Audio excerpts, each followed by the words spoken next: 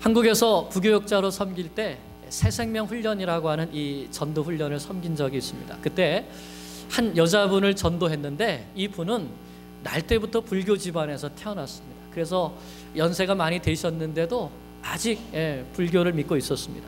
자, 그런데 예수님께서 십자가와 부활을 통해서 모든 믿는 사람들의 구세주가 되셨다는 이 구원의 복음을 전파했을 때에 그분이 기쁨으로 이 복음의 말씀을 듣고 그리고 예수 믿기로 결단하고 그 주일에 교회에 나오셨어요.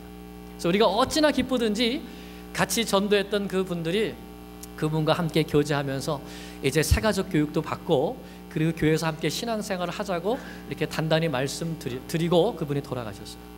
그 다음 주가 됐는데 이분이 교회에 오셔야 되는데 안 오신 거예요. 그래서 전도팀들이 도대체 이게 무슨 일인가 하고 그 집을 찾아갔더니 그 집에서 그 분을 딱 만났는데 하시는 말씀이 저는 예수 믿으면 안 되는 사람인가 봐요 그러시는 거예요. 무슨 일입니까? 그랬더니 그 주중에 집안에 불이 났다는 겁니다. 내가 예수 믿으면 안 되는데 예수 믿어서 우리 집에 불이 났다는 거예요. 그래서 저희가 뭐라 그랬을까요? 예수 믿어서 불이 난 게 아니라 예수 믿었기 때문에 불 속에서 구원받으신 겁니다. 죄와 사망의 길을 걷던 사람이 하나님의 은혜로 구원받고 부르심 받아서 믿음의 길을 걸어갈 때에 항상 순탄한 길만 있는 것이 아닌 것이죠. 예수 믿으면 집안일도 잘 되고 회사 일도 잘 되고 자녀들도 다 건강하고 가정에 일체 풍파가 없기를 바라지만 근데 그렇지 못합니다. 왜냐하면 시련이 없이는 우리의 믿음이 자라가지 않기 때문입니다. 더 쉬운 말로 할까요? 시련이 없으면 우리가 기도하지 않기 때문입니다. 시련이 없으면 우리가 하나님을 의지하지 않기 때문이죠. 시련이 없이는 우리가 하나님을 찾지 않기 때문입니다. 그러나 시련이 있으면 하나님을 찾게 되고 하나님 앞에 간절히 무릎 꿇어서 기도하게 되고 하나님을 의지함으로 하나님께서 내 삶의 역사하심을 체험하게 되고 나의 하나님은 살아계시는 하나님이시구나 하는 이러한 체험을 통해서 우리의 믿음이 자라가게 되는 것입니다. 그래서 베드로 사도는 로마 황제의 핍박으로 인해서 세계 곳곳에 흩어져서 고난받고 있는 성도들에게 이렇게 편지를 썼습니다. 베드로전서 1장 6절을 보면 여러분들이 여러 가지 시험으로 말미암아 환난을 받고 잠깐 근심하게 되었는데 오히려 내가 이것을 크게 기뻐합니다. 성도님들이 황제로 인하여서 핍박받는 것을 내가 크게 기뻐합니다. 이렇게 말했습니다. 왜 그랬을까요?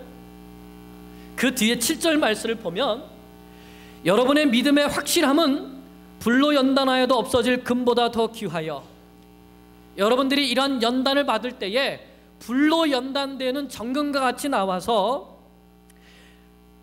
하나님 앞에 예수 그리스도께서 나타나실 때에 칭찬과 영광과 존귀를 얻게 하실 것입니다. 즉 이 시련을 통해서 믿음의 연단을 받고 정금과 같은 믿음의 사람들이 되어서 예수 그리스도 앞에 칭찬과 영광과 존귀를 받게 될 것이기 때문이라고 말씀한 것입니다. 사랑하는 여러분, 우리 인생에 시련은 반드시 있습니다. 예수 믿고 이제까지 삶을 살아오면서 시련이 있으셨죠? 반드시 있습니다.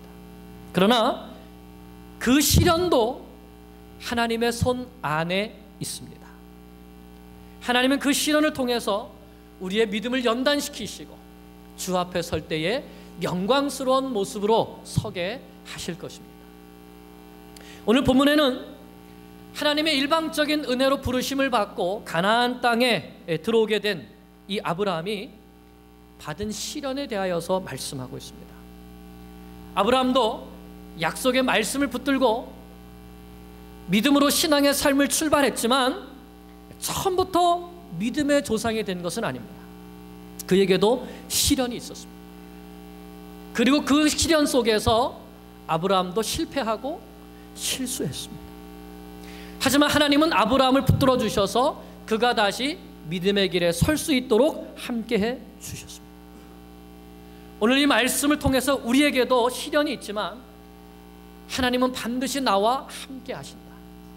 내 가는 믿음의 길에서 나를 지켜주시고 보호해 주셔서 다시 이 믿음의 길에 우뚝 설 수 있도록 해주시는 분이 바로 나의 하나님이시라는 이 믿음을 우리가 갖고 다시 믿음의 길에 설 수 있게 되기를 간절히 축원합니다. 하나님의 부르심을 받은 아브라함은 고향과 친척과 아버지의 집을 떠나서 가나안 땅에 왔습니다. 하나님께서 주신 약속을 붙들고 왔습니다.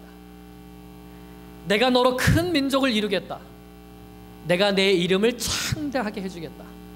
너는 복이 될지라. 이 약속의 말씀을 붙들고 왔습니다. 믿음으로 발걸음을 옮긴 것입니다. 그런데 가나안 땅에 왔지만 아브라함을 반겨주고 환영해주는 사람은 아무도 없었습니다. 오히려 가나안 땅에서 맞이한 것은 기근이었습니다. 이 중동 지방의 기근 문제는 아주 심각한 현실 문제이죠. 기근은 비가 오지 않아서 땅이 바짝바짝 말라버리는 그러한 이 재앙입니다. 가나안 사람들은 주로 목축이나 농사를 지어서 생활을 했는데, 목축이나 농사에 있어서 물이 얼마나 중요합니까? 물이 없으면 풀이 자라지 못하고, 풀이 자라지 못하게 되면 소나 양과 같은 가축들이 먹을 것이 없습니다. 굶어 죽게 되는 것이죠. 곡식을 심지도 못하고 포도나무나 과일나무와 같은 이런 과실들이 자라지도 못하게 됩니다. 이처럼 기근이 오게 되면 모든 것들이 마르고 황폐하게 되어서 결국은 사람이 살 수 없게 되는 것이죠. 그러므로 이 기근 문제야말로 그 땅에 사는 사람들의 삶과 죽음의 문제를 가늠케 하는 그러한 문제였습니다. 아브라함이 믿음으로 출발해서 가나안 땅에 왔지만 가나안 땅에서 맞이하게 되었던 현실 문제는 내가 사느냐 죽느냐. 약속의 땅이지만 이 땅에 살다가는 죽을 수밖에 없는 그러한 환경을 만나게 된 것이죠. 여러분, 아브라함은 이 가나안 땅에 닥친 기근 문제를 어떻게 해결하려고 했습니까? 어떻게 해결합니까?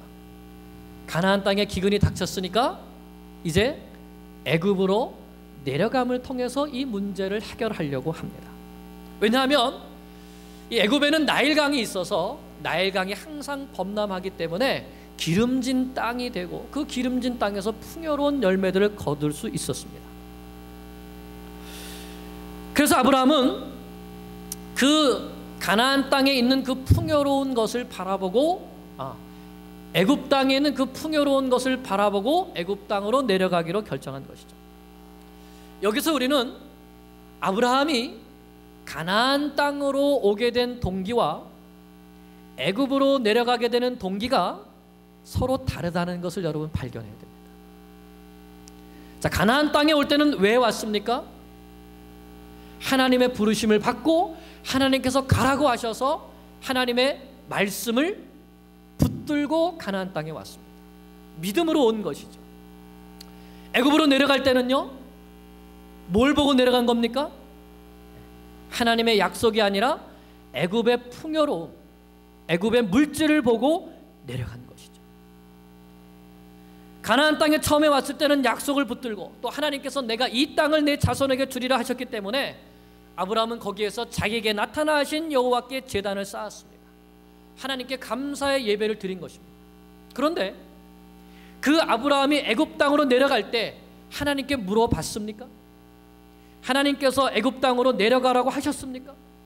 아니요. 그냥 아브라함의 생각에 가나안 땅에 기근이 들었으니까 물이 많고 풍요로운 애굽으로 가야지 내가 살 수 있겠다, 이렇게 생각한 것이죠. 여러분, 이것이 현명한 판단입니까? 아닙니까? 세상적으로 보면 현명하고 지혜로운 판단입니까? 아닙니까? 지금 내가 사는 땅은 기근이 들어서 다 죽게 생겼는데 여기 있어야 되겠습니까? 애굽 땅으로 가야 되겠습니까? 여러분 같으면 어떻게 하시겠습니까? 애굽으로 가야죠. 그런데 뭐가 문제일까요? 그것이 하나님의 계획이 아니었다는 것입니다. 그것이 하나님의 뜻이 아니었다는 것이죠. 하나님은 아브라함을 가나안 땅으로 인도하셔서 그 땅에서 믿음의 조상으로 세우실 계획을 가지고 계셨습니다. 하나님은 그 땅을 젖과 꿀이 흐르는 땅이라고 말씀하셨습니다. 하나님께서 이른 비와 늦은 비를 내려주셔서 은혜를 따라서 비가 오기 때문에 비옥하고 풍요로운 땅이라는 것이죠. 그러므로 그 땅에 기근이 들었다 할지라도 하나님의 약속을 붙들고 아브라함이 그 땅에 살았다면 하나님께서 아브라함이 죽지 않고, 아니 더 나아가서 복을 얻도록 해 주셨을까요? 안 해 주셨을까요?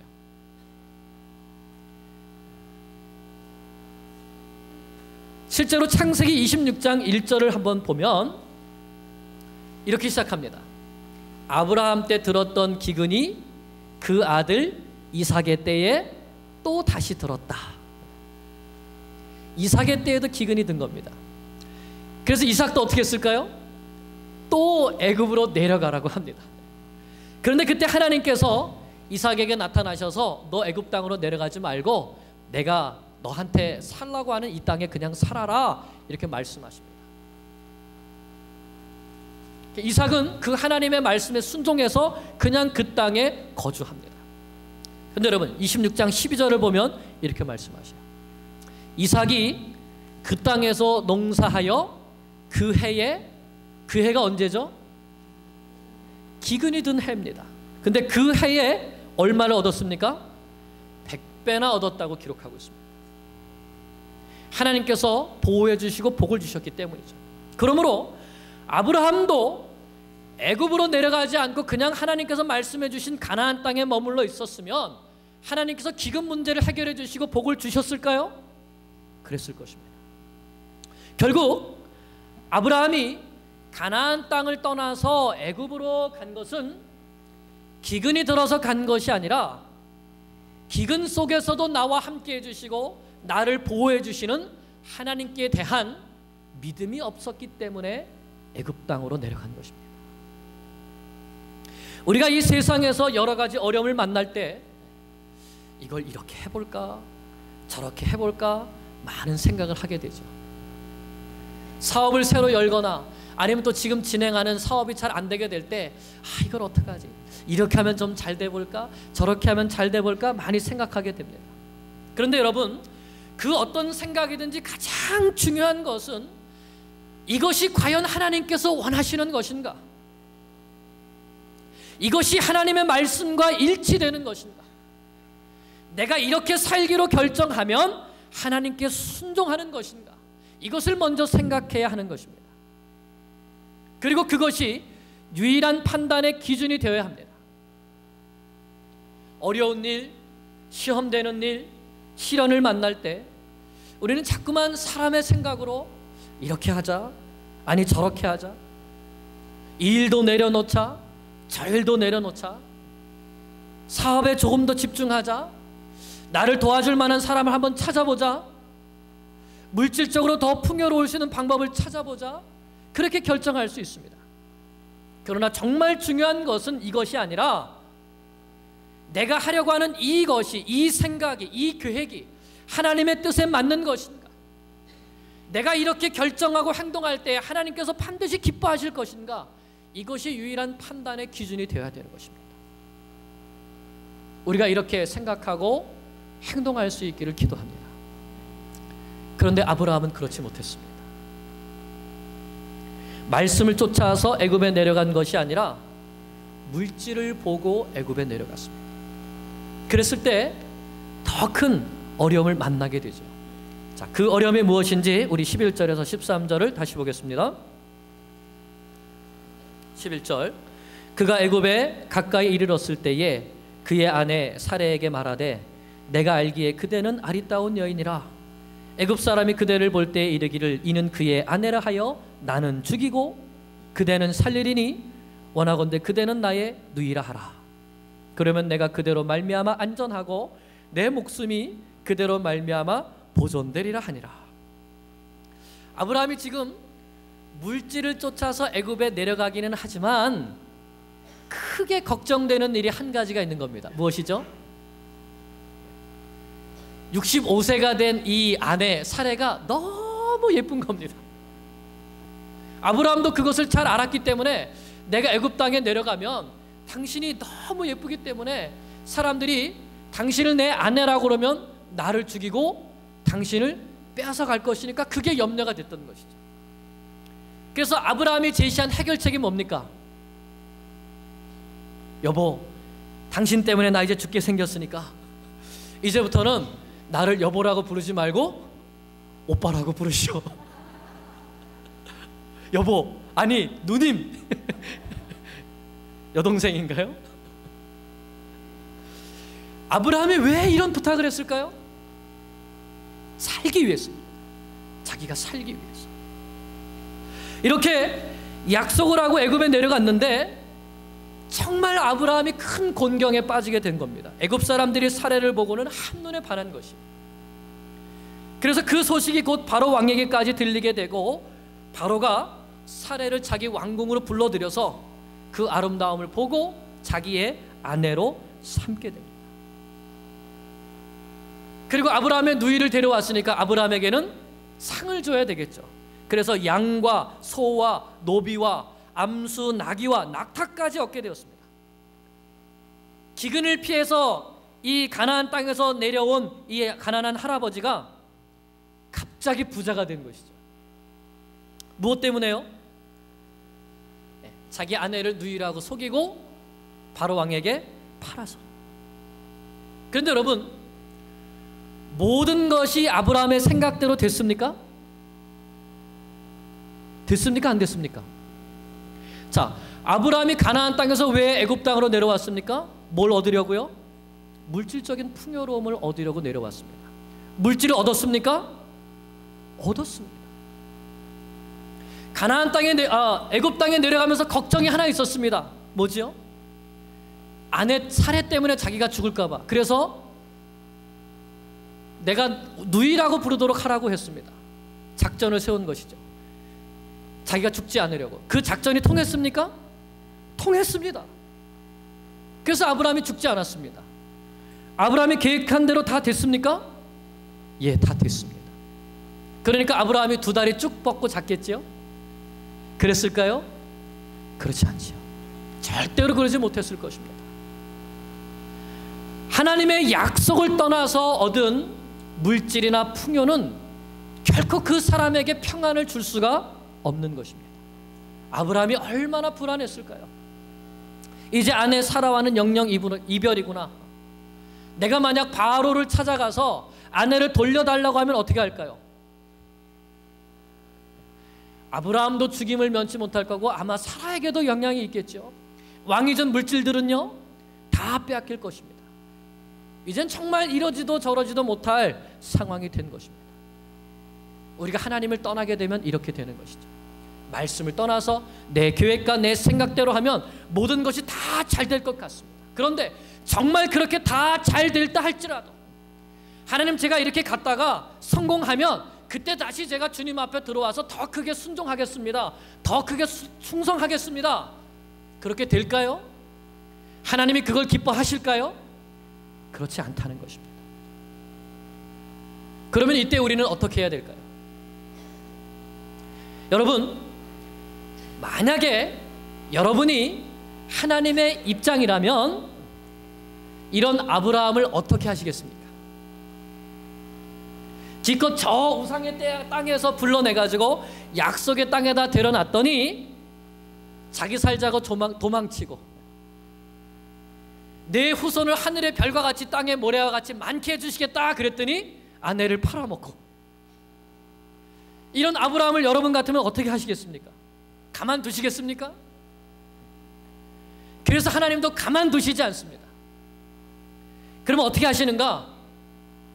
가만두지 않고 혼내시는 것이 아니라 가만두지 않고 보호해 주십니다.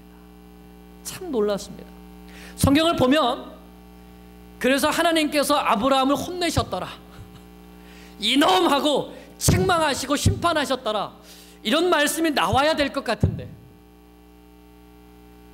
우리가 하나님의 말씀을 떠나서 내 길로 가면 하나님께서 이놈하고 나를 혼내시면서 심판하시는 그런 말씀이 나와야 될 것 같은데 이런 말씀이 나옵니까? 놀랍게도 그런 말씀이 없습니다. 아브라함이 혼나지 않고 누가 혼나죠? 오히려 바로 왕이 혼납니다.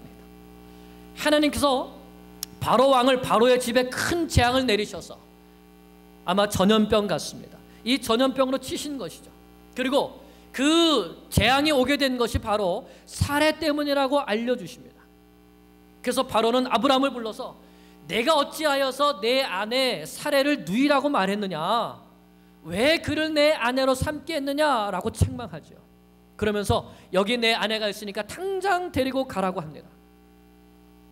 그제서야 아브라함이 다시 사레를 보고 여보 이렇게 부를 수 있게 됐겠죠.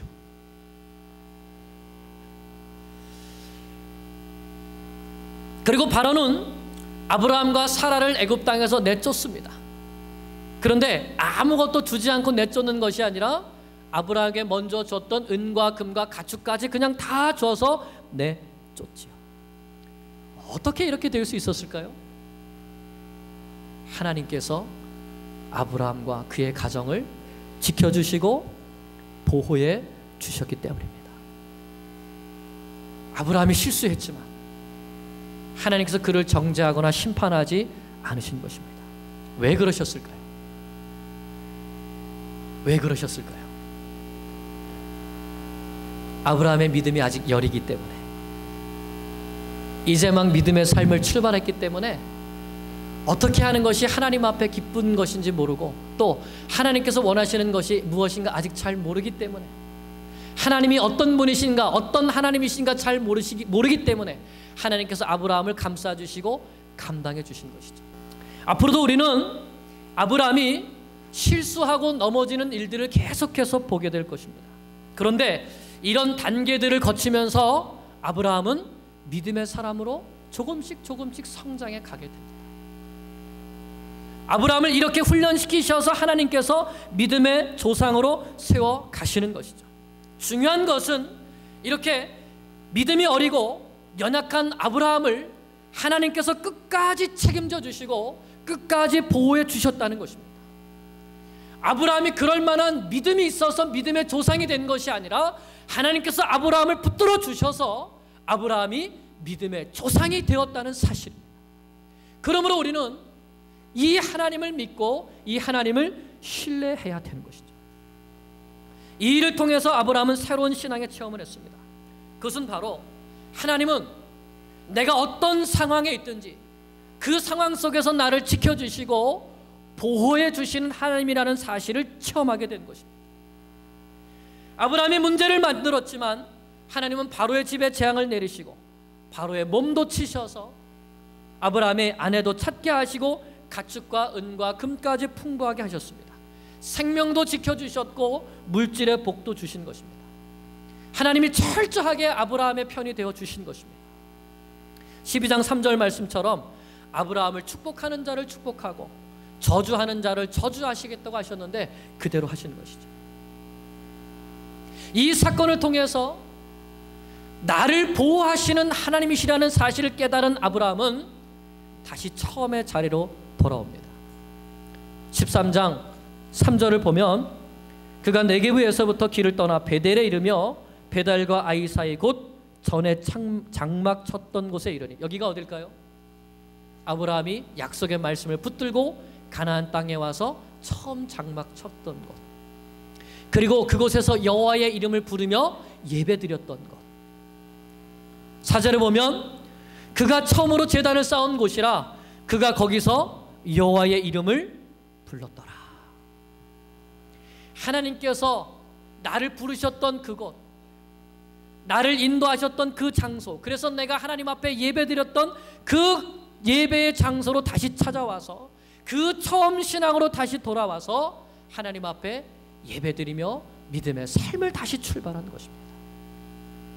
이 사건을 통해서 아브라함은 내 생각과 내 지혜는 결국 믿을 수 없다는 것을 알게 되었습니다. 그리고 하나님은 나와 함께 계시며 나를 보호하시는 하나님이시라는 것을 알게 되었을 것입니다. 사랑하는 여러분, 이 아브라함의 하나님이 바로 우리의 하나님 되심을 믿습니다. 우리도 믿음으로 산다고는 하지만 우리도 실수하고 넘어집니다. 우리도 물질 문제에 연약하고 우리도 생명 문제에 연약하죠. 아브라함처럼 말씀을 쫓아간다고 믿음의 삶을 살지만 순간순간 물질을 택하고 순간순간 내가 죽지 않는 길을 택합니다. 순간순간 내 자존심이 내려가지 않는 일들을 택하게 되죠. 그래서 정말 물질을 얻기도 하고 여러 가지 유익을 얻기도 하지만 마음은 편하지 못합니다. 또한 생명 문제로 불안에 떨기도 합니다. 그러다 보면 내가 하나님을 이렇게 떠났는데 하나님께서 나를 용서해 주실까? 하나님께서 나를 돌아봐 주실까? 염려하기도 합니다. 그러나 오늘 이 말씀을 보시고 붙드시길 바랍니다. 하나님은 아브라함을 책망하거나 심판하지 않으셨습니다. 오히려 믿음이 연약한 아브라함을 안아주시고 아브라함이 하나님을 신뢰하지 못해서 한 모든 실수들을 대신 감당해 주시고 보호해 주셨습니다. 이 하나님이 바로 우리의 하나님이십니다. 그러므로 이제 우리는 나의 실수를 하나님 앞에 고백해야 합니다. 하나님, 제가 이렇게 실수했습니다. 제가 이렇게 물질 문제 때문에 연약해서 하나님의 약속을 떠났습니다. 제가 생명 문제 때문에 연약해서 하나님을 떠났습니다. 하지만 하나님, 이제 나를 보호해 주시옵소서. 이제 나의 길을 인도해 주시옵소서. 저도 아브라함처럼 하나님의 보호하심을 받고 다시 그 믿음의 첫자리, 하나님을 진정으로 예배하는 그 자리로 돌아가기를 원합니다. 이 믿음의 고백이 우리 가운데 있게 되기를 간절히 축원합니다. 기도하시겠습니다.